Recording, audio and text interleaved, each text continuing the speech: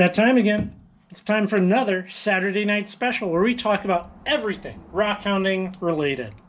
And I got a couple of things that we can chat about this week. First off, I want to share. I got some questions, right? I got some questions. When you're cutting slabs, now I have a big slab saw. I always get this. Can you see that little nub there? I mean, it's not the best on this slab. I get these little nubs, so I'm cutting, and the slab gets, heavy, and it's like levered, and it breaks off. And I get these little broken bits. And I've tried searching an answer for this, and I haven't found anything that I really thought was good, So if you have any advice on what to do about that last little bit snapping off, I would love some advice from the people out there that have the big saws. I started also to cut up some obsidian that we got when we were out at Little Glass Butte. Having never cut obsidian before, I was kind of hoping that this piece here, that coloration would be, let's see, how about that? Can you see that better? That coloration right there would be all the way through, which it's not. It's definitely not. And I cut this slab, and it's probably kind of on the thick side, and you can kind of see not much in the way of light goes through it, just a little bit here and there. So I cut a thinner slab, and this is kind of more what I was hoping for. And of course, it's frosted, right? Like it's frosted from the saw. It's not polished up. And that kind of brings me to the last kind of comment. I've been trying to put together this rock tumbling video to share my rock tumbling process, and I have a love-hate relationship with the rock tumbler, and I just want it to be done so I can move on. I would like to do some tumbling of obsidian. From what I've read, it can go pretty quickly, and I got plenty of obsidian that I need to find something to do with, so I think that would be kind of a fun one that I need to work on. Other things. This coming week, I am super backed up on the video editing. I got so many videos that I just need to get done, right? And I prefer to kind of post content more real time, not post videos that I shot 2 weeks ago, because, things change. I want to it feels more real and organic if I can go somewhere, make a video, post a video. So to get caught up, I'm probably going to be posting a slug of videos back to back, like a video every day until I'm just up to date.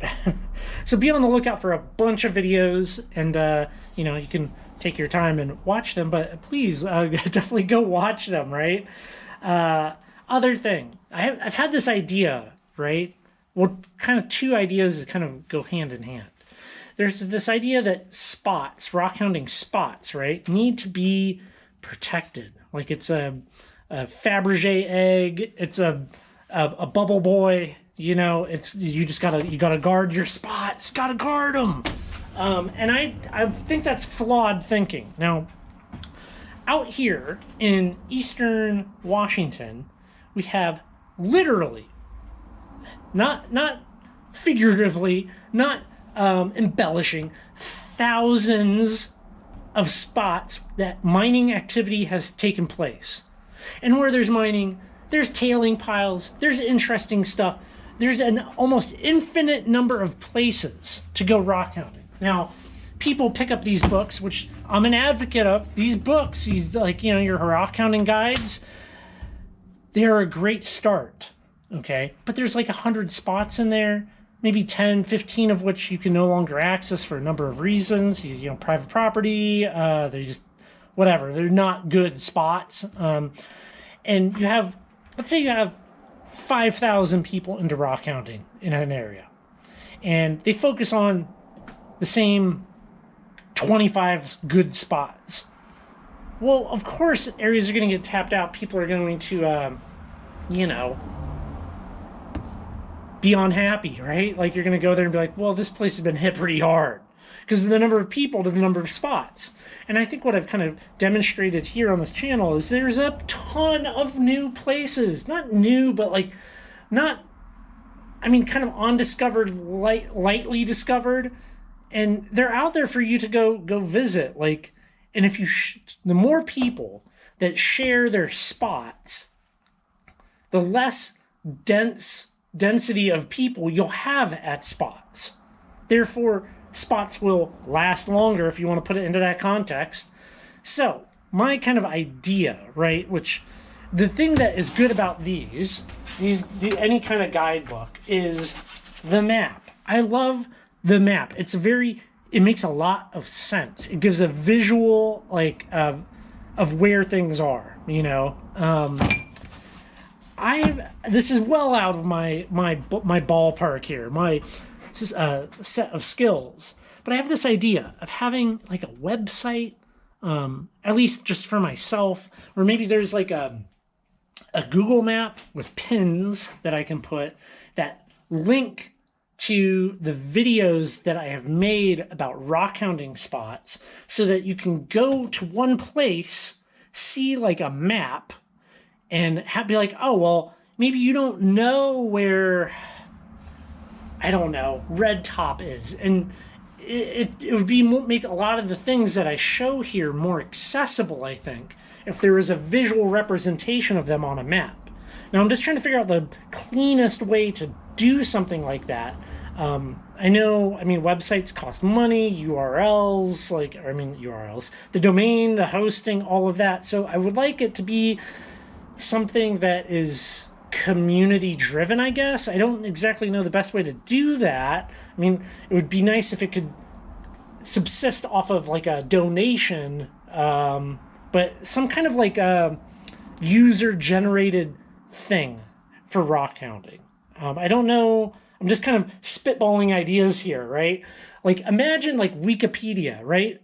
Like, Wikipedia is user generated data. People can add things. I think something like that would be excellent for rockhounding. The books are good, but a lot can change over the course of a year, 5 years, 7 years, 10 years since some of these books have been updated, and I'm just trying to figure out a better method. I like the interaction of being able to show spots on video, but I think if I could have like a map, if you could have an article, like a write-up, you could have the video, and then you could have people being like, almost like a user review of like, hey, I went there and, well, the road's washed out now. Well, that's a good information to have. So I'm just trying to flesh out the idea. So if anybody has experience with stuff like that, or, you have a thought, a comment on it, I am all ears. That's what these Saturday videos are for. I mean, it's talking about rockhounding related things. So I think that about wraps it up. As always, I appreciate the views. I appreciate the friendships that I have gained from having this channel. And please, if you like rockhounding content, hit the subscribe button. We have lots and lots of it here on the channel. And I will catch you on the next video. Thank you.